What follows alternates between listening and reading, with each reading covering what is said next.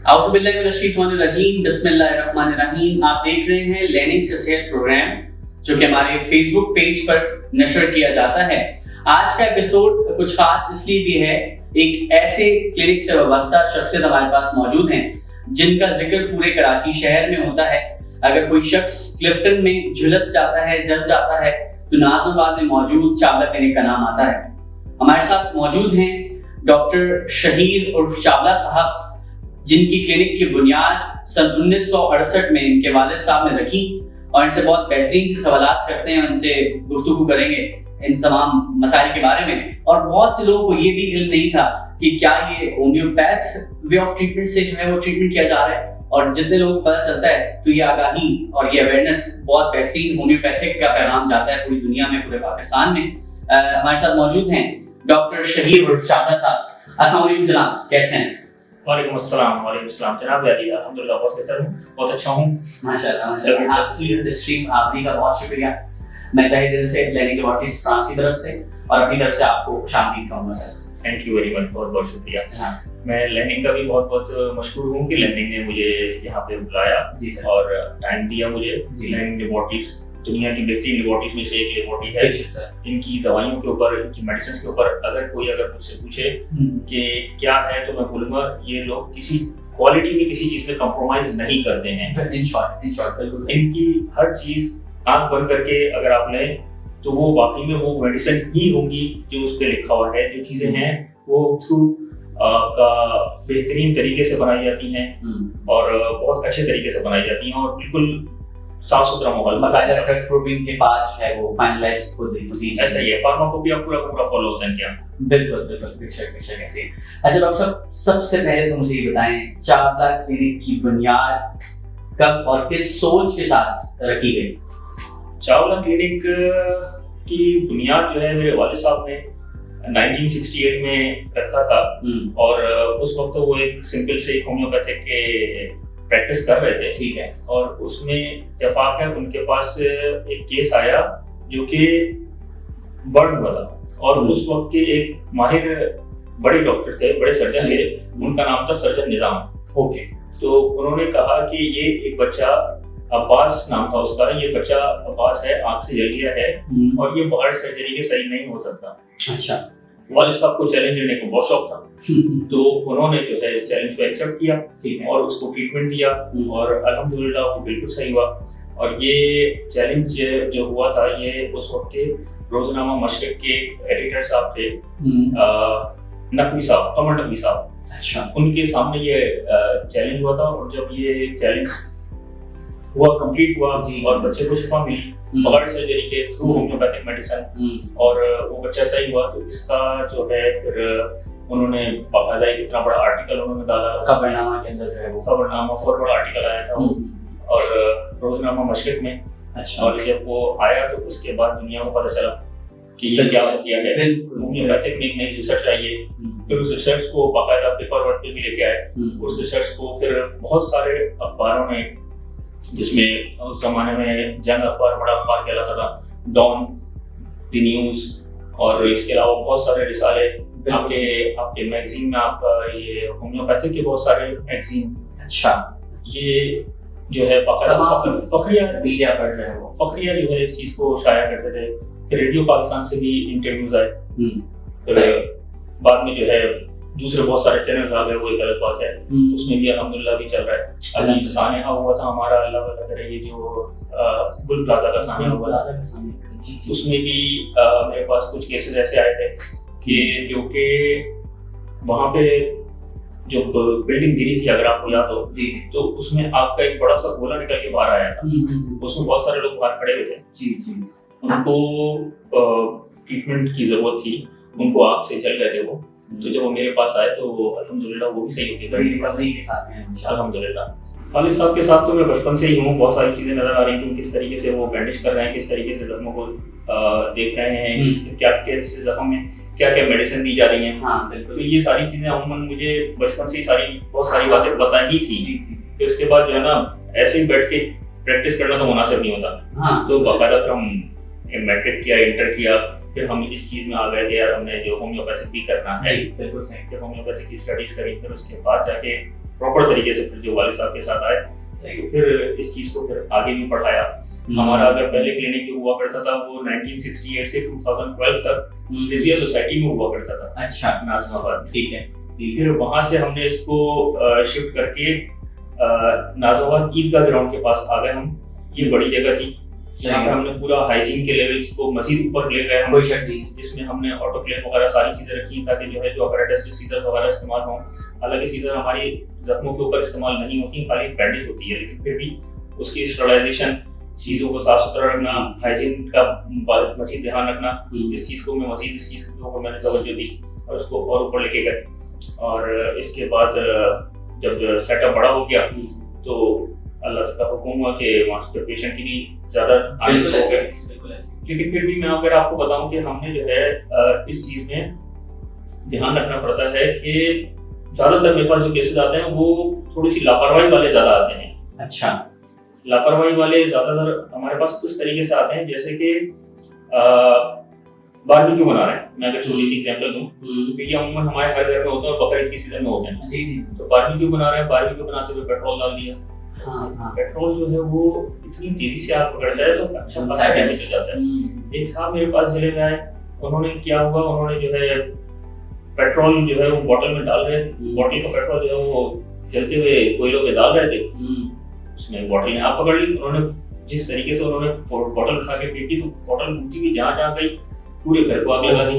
यानी इतना बड़ा डैमेज हो गया उनका खुद का तो खाली हाथ जला, लेकिन घर पूरा इतना बड़ा नुकसान हो गया उनका। मैंने जानों का नुकसान भी इसमें सुना है, देखा है। तो अल्लाह ताला बचाए इस चीज़ों से। लेकिन हल्की सी लापरवाही नहीं होनी चाहिए, बच्चों को आगे नहीं करना चाहिए। आप बड़ों की थोड़ी सी सुपरविजन लाजमी होनी चाहिए। बिल्कुल ऐसे। छोटे बच्चे देखे हमने आपके क्लिनिक में आते हुए, मैंने अक्सर नोटिस किया है, गर्म पानी गिर गया। और आप बिल्कुल सही फरमा रहे हैं कि लापरवाही जो है खास तौर पर तो इसी यहाँ पे आपको जो है केयर करनी पड़ती है। अच्छा डॉक्टर साहब, कोई ऐसी जो जिल्द का मरीज आपके पास आया हो तो सबसे पहले जो है आप किन बातों का जो है वो जायजा लेते हैं, किन चीजों की जो है वो होती है? मेरे पास इस चीज में बहुत सारी चीजें। अब किस किस चीज से जल सकते हैं अगर मैं आपको बताऊं, हमारी बॉडी के ऊपर, हमारी स्किन के ऊपर अगर 48 डिग्री का टेम्परेचर, इससे बड़ा टेम्परेचर अगर गिर जाता है, लग जाता है, कोई भी चीज हो, चाहे वो 48 डिग्री से ज्यादा टेम्परेचर हो, तो वो आपकी स्किन को बर्न कर सकता है। ये नहीं कह रहा कि वो कर ही देगा, वो कर सकता है। कोई जरा सा मजबूत होते हैं वो 48 से आगे भी ले जाते हैं। ठीक है, 48 जो है वो उससे ऊपर 48 से कम जो है ना वो नहीं बर्न करता। सही है। तो 48 के बाद बर्न करता है। अब मेरे पास कोई पेशेंट आता है पानी का जला हुआ, कोई ऑयल का जला हुआ आता है, कोई इसी तरीके से आग का जला हुआ आता है, कोई तेजाब का जला हुआ आता है। ये सारी कैटेगरीज होती हैं। मेरे पास अगर कोई पानी का जला हुआ पेशेंट आता है तो मैं बोलता हूँ यार ये कम गर्म चीज से जला है, बिकॉज पानी जो है ना वो 100 डिग्री का गर्म होता है, 100 डिग्री के बाद गर्म नहीं होता, एवापोरेट हो जाता है वो। तो ये एक ऐसी चीज से जला है यार ये कम गर्म चीज से जला है, तो इसका मतलब है कि ये हल्का जला हुआ। ठीक है। कोई ऑयल का जला हुआ है, ऑयल 200 डिग्री तक गर्म होता है। अभी एक मेरे पास एक केस आया था जो सरिया फैक्ट्री में काम करते हैं। ओके। मेल्टेड जो उनका जो लोहा होता है, पिघला हुआ लोहा, वो उसके ऊपर गिरा और इतना सा एरिया जला था, लेकिन बहुत डीप जल गया था। वो इतना डीप जल गया था कि आप समझ लें कि बहुत ज्यादा डीप था। वो सही होने में भी उसको 2-3 महीने लग गए थे, लेकिन अल्हम्दुलिल्लाह वो भी बगैर किसी सर्जरी के सही हो गया। ये है ना असल कामयाबी। बिल्कुल सही। असल चीज ये है कि सर्जरी की। अच्छा, मैं सर्जरी के बारे में भी इसके बारे में बताऊं। सर्जरी के खिलाफ मैं क्यों हूँ? मेरे वालिद साहब सर्जरी के खिलाफ इस वजह से कि सर्जरी एक इंसान की बनाई हुई चीज है, और हम बोलते हैं कि इंसान की बनाई हुई चीज से ज्यादा बेहतर अल्लाह की बनाई हुई चीज है। क्या खूबसूरत बात है। बिल्कुल सही। इंसान कितनी भी मेहनत कर ले, कितनी भी तरक्की कर ले, वो चीज नहीं बना सकता जो अल्लाह ताला ने बनाई है। आपको अगर सिंपल सी एग्जांपल दे दूं, यहाँ पे हमारे आपके सर्कल में बहुत सारे लोग ऐसे हैं जिन्होंने नकली दांत लगाए हैं। हाँ सही। आप उनको जाके बोलिएगा, बोलेंगे यार नकली दांत में वो मजा ही नहीं है, जो अल्लाह ताला ने बना के दिए थे वो अच्छी चीज थी। इसी तरीके से स्किन में भी यही है।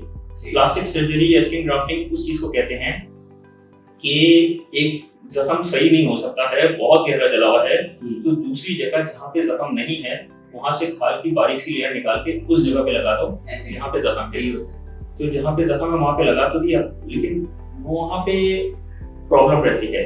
स्किन के अंदर वो फ्लेक्सिबिलिटी नहीं होती। सही है। स्किन में जो है वो आपके अगर उंगलियों पे अगर लगा दी जाए कहीं से स्किन निकाल के, तो उसमें फ्लेक्सिबिलिटी खत्म हो जाती है, उंगलियों का मूव करना मुश्किल हो जाता है।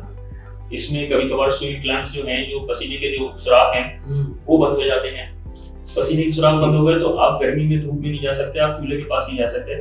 जब आप गर्मी में धूप में जाएंगे तो पसीना क्यों निकलता है? पसीना इसलिए निकलता है कि आपकी स्किन के टेम्परेचर को मेंटेन करे। अब स्किन का टेम्परेचर राइज हो रहा है, वो बढ़ रहा है, इसको आप कैसे रोकोगे?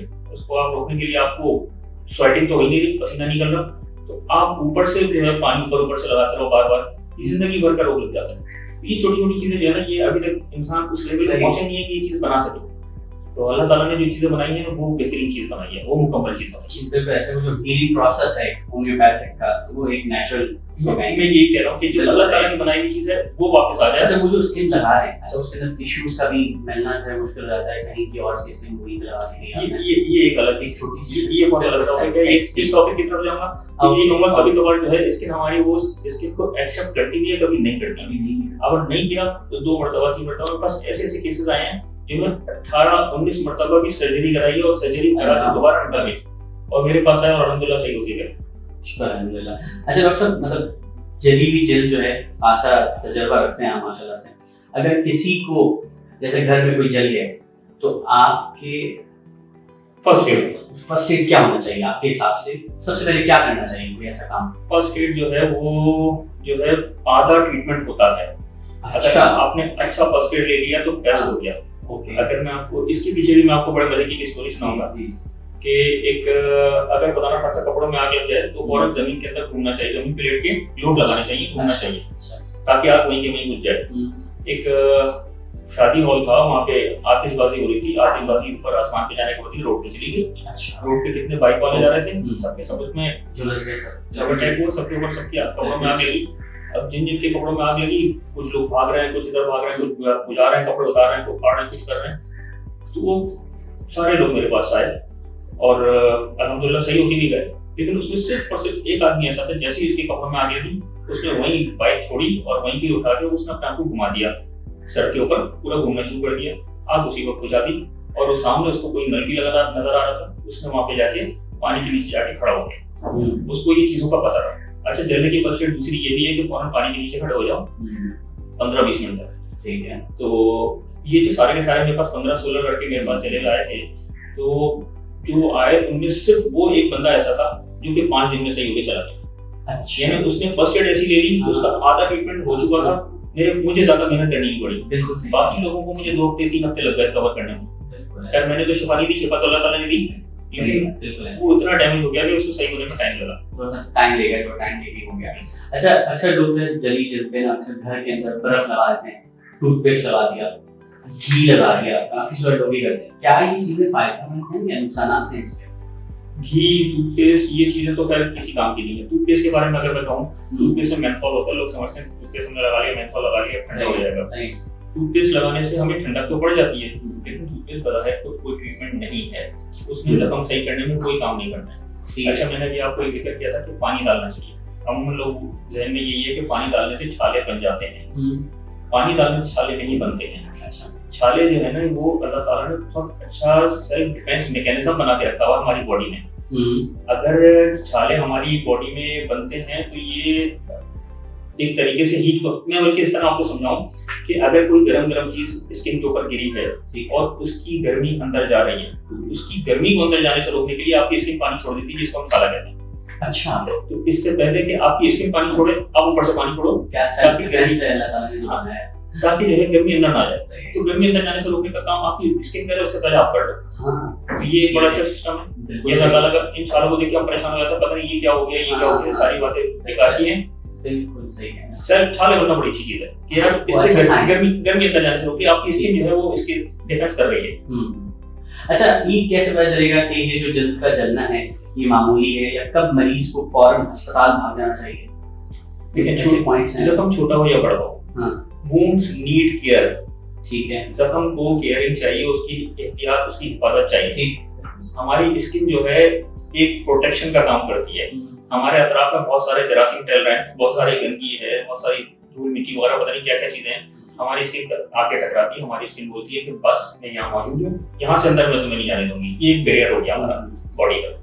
इससे पहले कि अगर जहाँ पे स्किन ही मौजूद ना हो, स्किन ही हट जाए, तो आप सोचें इस पे क्या क्या चीजें अटैक करेंगी, सारी चीजें अंदर जाएंगी और सेप्टिसिमिया की तरफ पेशेंट जाएगा। चाहे इतना सा जख्म हो या उतना बड़ा जख्म, हल्की सी भी कहीं से अगर खराश हो गई है तो उसको आपने केयर करनी है, चाहे वो चोट का जख्म हो, चाहे वो जलने का जख्म हो।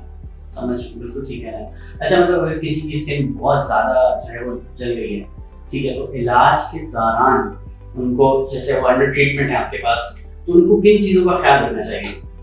देखिए मैं जो ना जो ट्रीटमेंट दे रहा होता हूँ, मुझे अल्हम्दुलिल्लाह इस फील्ड में वैसे तो स्टडीज करने के बाद तो 20-25 साल हो गए, लेकिन स्टडीज से पहले जो है मैं बचपन से ही चीजों को देखता आ रहा हूँ। मुझे पहले से ही अंदाजा है, वालिद साहब से बैठा हुआ सुन रहा होता था, फोन आते थे कि डॉक्टर साहब ये हो रहा है, डॉक्टर साहब ये हो रहा है, तो ये चीजें मुझे अंदाजा हो जाता है। इस प्रैक्टिस में अल्हम्दुलिल्लाह इस लेवल पे पहुंच गया हूँ, मुझे अंदाजा हो रहा है कि आज पेशेंट को ये कंडीशन है तो कल इस कंडीशन में आ जाएगा। तो पहले से पेशेंट को बता देना पड़ता है कि जी अब तुम्हें बुखार होगा, अब तुम्हें दर्द होगा, अब तुम्हें खुजली होगी, अब तुम्हें ये होगा। अब अगर मैं आपको बोलूँ 3rd डिग्री बर्न जो होता है, अच्छा बर्न में भी डिग्रीज होती है ना, 1st degree, 2nd degree, 3rd degree. जी अगर 1st डिग्री बर्न है तो इसका मतलब क्या है, तो मामूली सा जख्म है यार, इसके लिए एक छोटा सा मरहम लगा दो बस काफी हो जाएगा।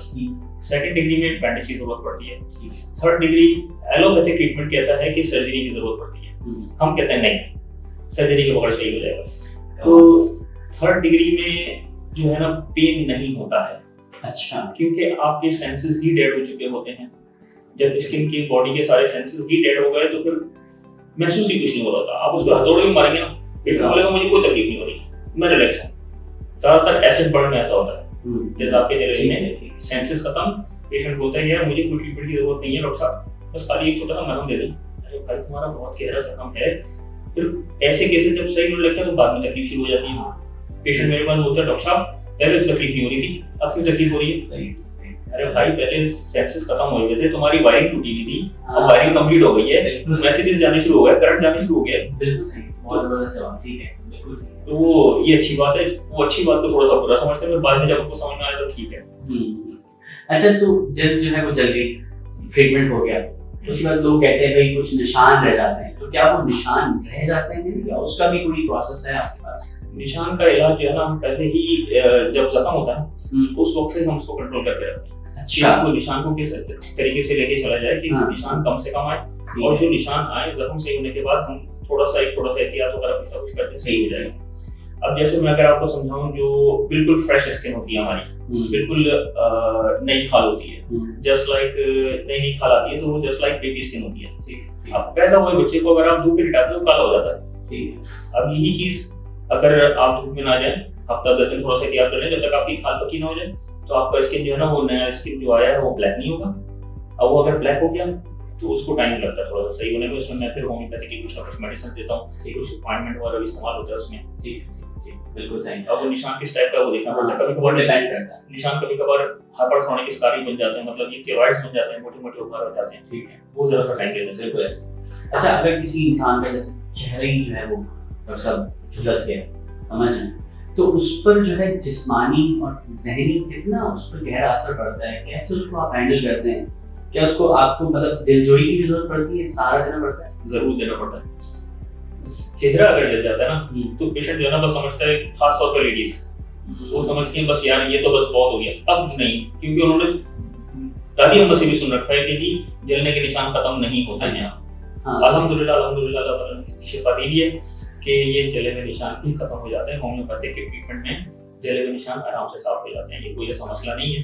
लेकिन उनके जहन में जो चीज़ आ गई है कि जी मेरा चेहरा जल गया है, और जलने में स्वेलिंग भी आ जाती है, और जब इतनी बड़ी स्वेलिंग आ जाती है, मुंह इतना बड़ा हो जाता है, तो बंदा और ज्यादा परेशान हो, अब मेरा क्या होगा। मेंटल सिम्टम आपको बड़े करने पड़ते हैं, मेंटल सिम्टम उनको बड़े तरीके से लेके चलना पड़ता है। इनिशियल काउंसलिंग होती है, इनिशियल ही देनी पड़ती है उनको। सही सही।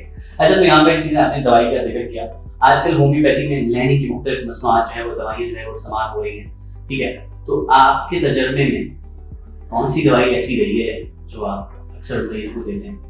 मेरे पास मैं अमूमन पेशेंट्स की सिम्टम्स के हिसाब से आगे मेडिसिन लेके चल रहा हूँ। बिल्कुल ठीक है। अब जैसे कि अगर किसी को बर्निंग है तो हम उसको कैंसर्स भी देंगे, अगर हम किसी को अगर रेडनेस ज्यादा हो रही है तो उसको हम पैराडोना देंगे, अगर किसी को जो है कह लो कि खुजली हो रही है तो उसमें हम नेट्रोमिल भी दे सकते हैं, मिजेरियम भी दे सकते हैं। अब जैसे मैंने जिक्र किया इग्निशिया देना है तो अब जैसे ही कोई पेशेंट आता है फौरन बर्न हो जाता है तो उसको हम एकोनेट भी देते हैं।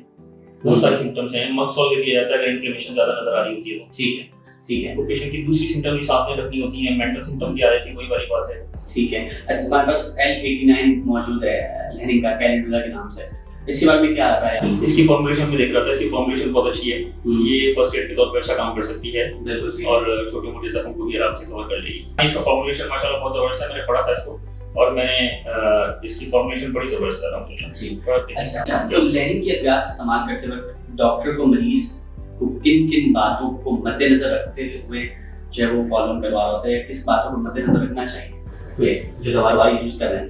आपने बताया फर्स्ट एड के तौर पर काम करती है, किन लोगों के लिए यूनिवर्सल कर सकते हैं तो कोई ऐसा मसला नहीं है। ये तो आप आराम से, ये तो तमाम बर्न केसेस में तो आपको फर्स्ट एड चाहिए ही चाहिए। आप फर्स्ट एड में मैंने आपको बताया कि सबसे पहले आप जो है वो जगह को जहाँ जले है उसको आग बुझा दें, कपड़े वगैरह चिपक गए तो उसको हटाया जाए, चूड़ियां अंगूठियां पहनी हुई हैं, कोई भी ज्वेलरी पहनी हुई है उसको हटाया जाए। ठीक है। और इसके बाद जो है आप इसके ऊपर कोई ऐसी क्रीम लगाएं जो कि बर्न्स के मुतालिक हो, जो कि जख्मों के मुतालिक हो। कुछ ना कुछ तो आपने करना ही है जब तक आप हॉस्पिटल नहीं पहुंच जाते, क्योंकि आपके घर से आपके हॉस्पिटल का रास्ता मरे से मरा भी कम से कम भी आपको 15 मिनट 10 मिनट का तो रास्ता है। बिल्कुल सही। और कराची की ट्रैफिक माशाल्लाह बहुत खूबसूरत है।